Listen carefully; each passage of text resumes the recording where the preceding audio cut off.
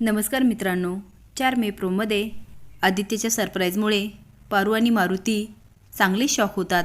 मारुती पारूचा एवढा मोठा फोटो बघतो आणि त्याच्या डोळ्यात पाणी येतं. गणी म्हणतो, अय्यो तायडे, तुझा एवढा मोठा फोटो. मारुती म्हणतो, माझी पारू एखाद्या राणीसारखी दिसते. आदित्य म्हणतो, आवडलं ना तुम्हाला? पारू तर स्वतःचा फोटो बघून हरकून गेलेली असते आणि म्हणते, आदित्य सर हे काय आहे? माझा किती मोठा फोटो. आदित्य म्हणतो, पारू तुला आवडला ना? पारू म्हणते, आवडला म्हणजे लय लय लय लय म्हणजे लय आवडला. सगळे इकडे असताना दिशा आणि दामिनी पारूच्या घरी जातात.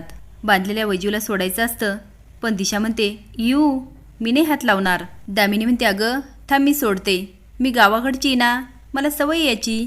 पण दिशाला मात्र वैजूची खूप किळस येत असते. आता दोघी पण घेऊन जातात आणि एका माणसाला देतात. दिशा म्हणते, आता या बकरीचं तुम्ही काय करणार?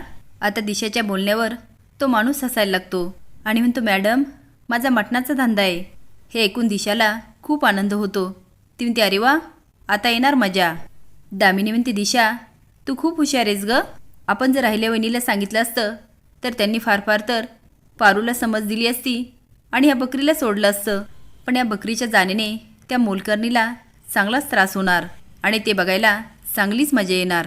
दिशा मानला तुला? आणि म्हणते, पारू आता बस शोधत. आता सगळेच घरी येतात, पण पारू मात्र त्या फोटोमध्येच मग्न असते. सकाळी ती वैजूला शोधायला जाते, पण वैजू मात्र कुठेच सापडत नाही. गणी आणि मारुती बाहेर असतात, ती पळतच बाहेर येते. ती घाबरत म्हणते, बा वैजू कुठंच दिसनाशी झाली, इथंच तर होती. तू आणि गणी वैजूला बाहेर शोधा, मी बंगल्यात जाऊन बघते. आता ती पळतच आदित्यच्या रूममध्ये येते. तिथे प्रीतू पण असतो.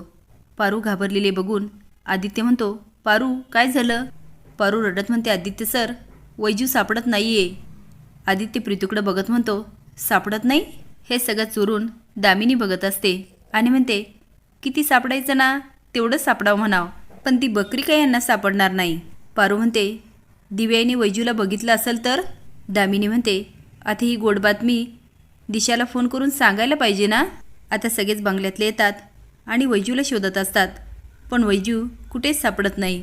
आता मात्र पारू सैरभैर होते, सगळंच भान हरपते आणि इकडे तिकडे शोधत असते. तिची हालत बघून आदित्य म्हणतो, पारू तू काळजी नको करू, अगं सापडेल वैजू. पण प्रीतू मात्र खूप हुशार असतो. तो मनात म्हणतो, वैजूला नक्कीच कुणीतरी गायब केलं असणार. आता शोधण्यासाठी पारू बंगल्याबाहेर पडते.